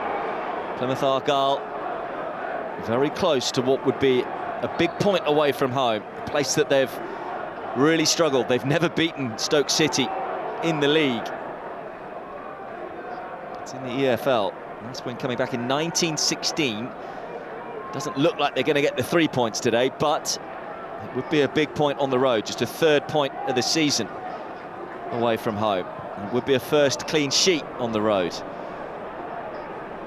So establishing building blocks for whoever the next manager may be. Yeah, that psychological aspect of it all, that you get your first point away from home and your first clean sheet, can lead to a huge amount of confidence for them. 10 minutes plus injury time, so there's still a lot that can happen. Stoke have got enough players in this team to find a way of winning this match. Souks underneath the ball as they were looking for Bay. Lovely little chest down from Berger. Again, there's so many Plymouth Argyle players back, 5 at the back. And there's not a lot of space when you get in and around the penalty area. Seko, Shamadou. Finds Kumas. I think he was when the ball played in behind. First real test for Ogbeta, but it's one that he passes. I think when you look at Plymouth's back 5, we talk about the distances between the back 5. They've been very solid and not too many gaps, but then you have to talk about the gaps from defenders to midfield players. Sometimes that can be too open, and number 10s can get into little pockets and areas and get on the half turn and ask questions.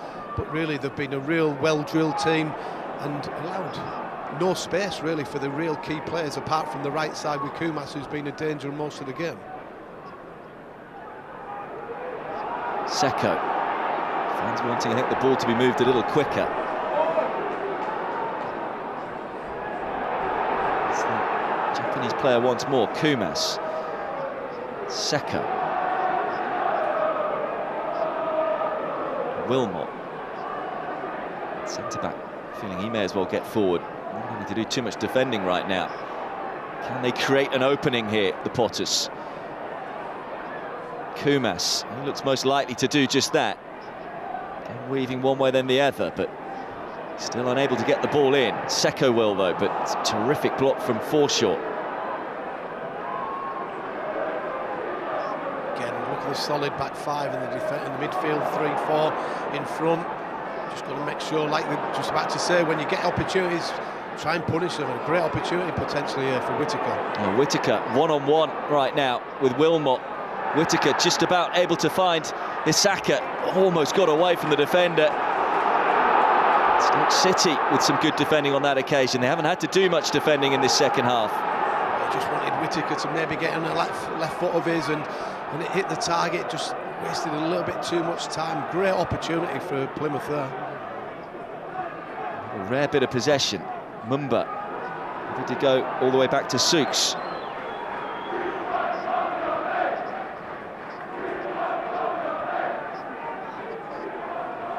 No one in the penalty area for Argyle.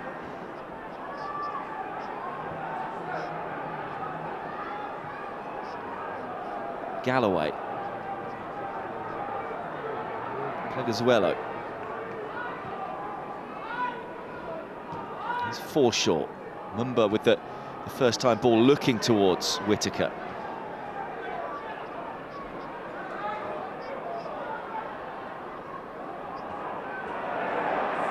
Just pinballing around. Stoke have it back, and now they have Shamadou forward. Kumas. Both Bay and Cannon in the centre. Here's Berger. Tries to switch play, but maybe he's got too much of it. Will Gooch be able to keep it on? He can.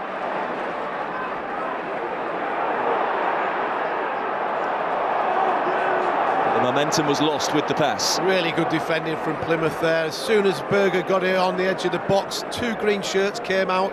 They didn't allow him to get his head up and take a touch and try and get a shot off. They came out and got the block, forced him into a rush pass, which ultimately led to this throw-in in the bottom corner. But again, that desire from Plymouth, it's amazing why it wasn't been there all season. Obviously Kevin's come in there and he's decided that he wants to do this, that and the other and change things around, but the desire has been there for Plymouth today. They've really put the heart and soul and the bodies on the line, and not wanting to give up on this clean sheet that they've had for so long. as you were saying, I mean, great energy when you consider the amount of games that they have had, all the teams have had. Just 5 minutes left plus stoppage time to get out to Berger that quickly. Still showing plenty of energy. They're showing energy up front as well as Saka chasing Wilmot. Not seen much of Moran or Bear this second half, have we? Maybe might look to bring on Ennis, as we said, ex-Plymouth player. Might just have that sort of golden touch that sometimes happens when ex-players come on. There were rumours that Ennis was perhaps going to leave the club. And of course, with a new manager in, he'll take a closer look at Ennis.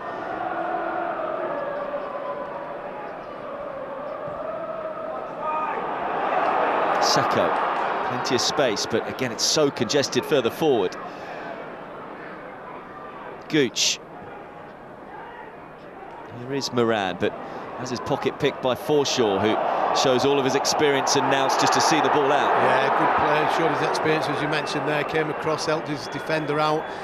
Two players always around a red and white shirt when it gets into that final third, and maybe like Forshaw's experience, you can't undervalue that, because when you're going through tough times, which Adam will have done with other teams in the past, he'll have learnt from experiences, and he's galvanising the players around him to fill in little pockets, little areas to stop these opportunities for Stoke City coming their way. Berger finds Seko. Shamadou. Kumas has gone into the penalty area this time, so he's all alone is Shamadou. Crosses a deep one. He's around trying to control it. Gooch wanting a free kick, not being given. And Mumba gets it clear momentarily. It's a clever ball though from Wilmot to the feet of Bay. Gooch looking towards Cannon, and again no one really attacking the ball for Stoke, and then the shot coming in from Berger, and once more not on target. Again, we talk about the Plymouth Argyle defenders. Gooch puts in an in-swinging cross, but it's a green shirt there to head the first clearance. All of a sudden comes out, and again, green shirts, 2 or 3 of them coming to the ball to make sure that you don't get a free opportunity. So a good covering round, reaction to the second phase, and fair play to them. They keep doing the same things, and the time keeps ticking by. Straight out of play though from Hazard.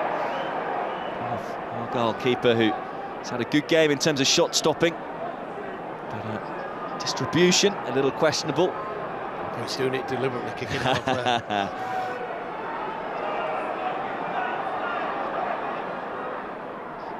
Either way, they can get themselves organised, as they have been throughout the entirety of the 88 minutes we've seen so far. Just a few more minutes to defend. Hamilton getting the foot in. Shamadou. Phillips. All that much movement in front of Wilmot. Instead goes back to Shamadou. Easy interception really from Ogbeta, predicting that Stoke City were going to try and get the ball to the danger man Kumas. Again, he played his pass and then followed it right into where Kumas' space was. Just give it to him, let him have the one-on-one opportunity. Again, he's too far into his space. He's not allowing that opportunity for Kumas to get against Ogbeta.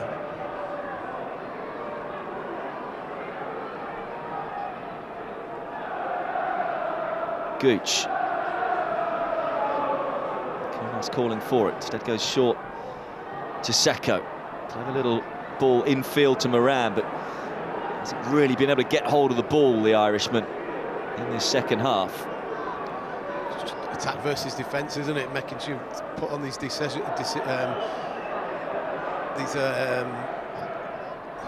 sessions on a regular basis. Attack versus defence, and they're certainly holding out as it stands.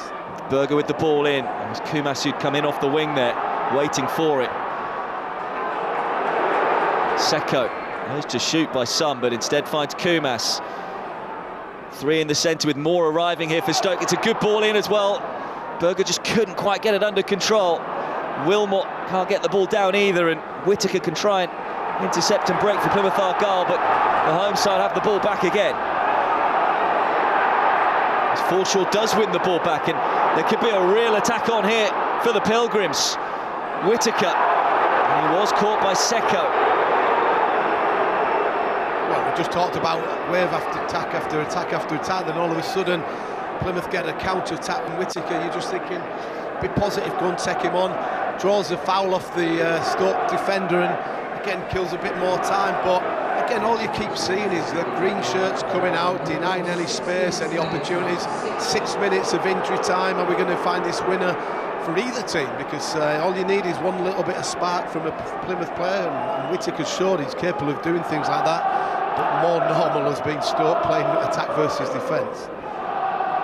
Well, can the Pilgrims claim what would be a historic win in Stoke? They've never defeated Stoke City in the Potteries in the league.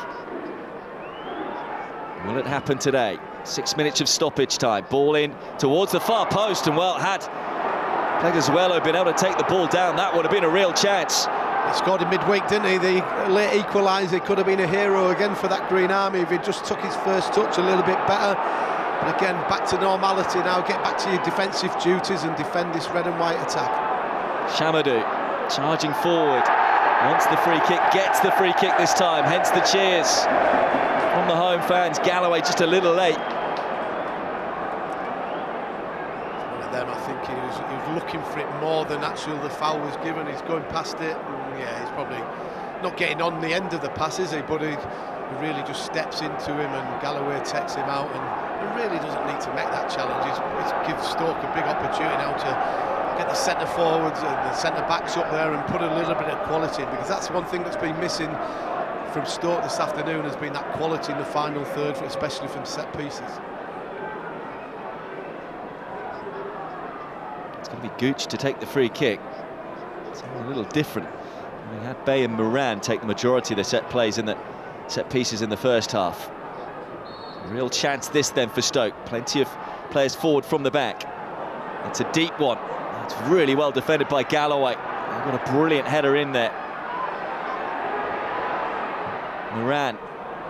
This one should be Hazard's. Well, he's not taking it, but he is taken out. And it will be a free kick to Plymouth Argyle. As a coach, the one big thing you want to see in these dying minutes of a game, that when a ball goes into the box, your goalkeeper makes a positive decision and comes and collects it. The defender, I think, from Stoke has gone straight into him and earned himself a free kick there. And again, positive goalkeeping there, that you've took the wind out of the sails from Stoke. He'll take as much time as he's going to do, as he has done all well, since the very first minute of the game, when he got warned for time wasting that's far back in the game. Yeah, he can't take too much. He is on a yellow. The last thing Plymouth Argyle would want is for him to be sent off late. I think he's used it to perfection there. He's learnt his lesson. Turn from Gooch, but miscontrol, and into the path of Mumba it goes, but he can't find Whittaker. 3 minutes of stoppage time left. Are we going to get a winner? I have to say, on the balance of play, it would be a deserved point for Plymouth Argyle for the endeavour and attitude they have shown, and the organisation they have shown. There hasn't been too many chances for Stoke City. These 6 minutes of injury time will have gone really quickly for the Stoke players, but really slowly for the Plymouth team and the supporters in that far corner who've travelled up in the numbers, that they're desperate for that clock to go a little bit quicker. We're going into the last 2 minutes, and it will seem like 10 minutes, believe me, when you're the coach and a player that you're hanging on for a desperate point and a clean sheet. You just want that whistle to blow any time you can. Of course, it was almost the great escape for Plymouth Argyle last season, where they got out of trouble late. They'll still believe that they can get out of trouble, particularly with a performance like this. It's another really good challenge from Ogbeta. It's been a good substitution from Nanskaville. Stood up well to Lewis Kumas late on in this afternoon's championship encounter. Like I mentioned previously, that energy and freshness from Ogbeta coming on against Kumas, who's causing all sorts of problems. Since he's come on, he's defended really well. Hasn't got forward much, but I wouldn't expect him to do in that wing-back role.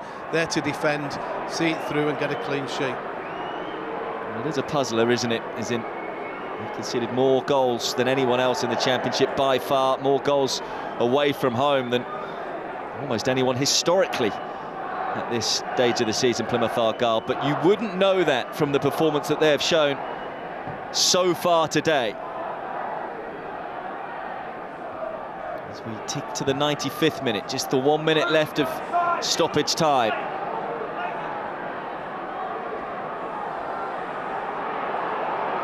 Chamadou, he's going to go long here. Berger looking to try and get underneath it, does win the header. Headed forward again by Moran. Again, good defending though by Plymouth Argyle. It's intercepted by Forshaw, but he can't find a green shirt. Seko. Here's Berger. Chamadou. Goes to shoot. He was always ambitious, to say the least. And Argyle can look to perhaps counter. Randall, though, can't get there. Perhaps time for one last attack for Stoke City. Chamadou's decision-making really poor again. Just give it Kumas and get it out wide and he'll get the ball into the box or take the full-back on. He's always going to get blocked with a shot with the two green shirts coming out to him. Let's see if his decision-making's better this time. Does just go to Kumas. Now it does go on the overlap, but that's where Kumas goes. As he wins a corner kick. And there'll be just about enough time to take it. Well, if this goes in, there'll be so many green shirts and supporters will be devastated by what's going to happen. They have to keep the concentration, keep the desire and the hunger and the alertness to make sure that they get first contact or second contact. Here's Mark Robins going to get a first win as boss of Stoke City in his first game. Lyndon Gooch to take the corner. And it's a good one too, and it's just flicked away, only as far as Seko. Half-hearted appeals for a penalty, but instead the whistle goes for the full time. And Plymouth Argyle have their first clean sheet away from home. It's a precious point for Kevin Nanskaville and Joe Edwards' side. A really good defensive performance from the Pilgrims on their travels. That hasn't been said too often this season. And Mark Robins, in his first game in charge of Stoke City, is left frustrated. They had a few chances, the likes of Cannon and Berger going close in the second half. But it is finished here at the Bet365 Stadium. Stoke City 0, Plymouth Argyle 0.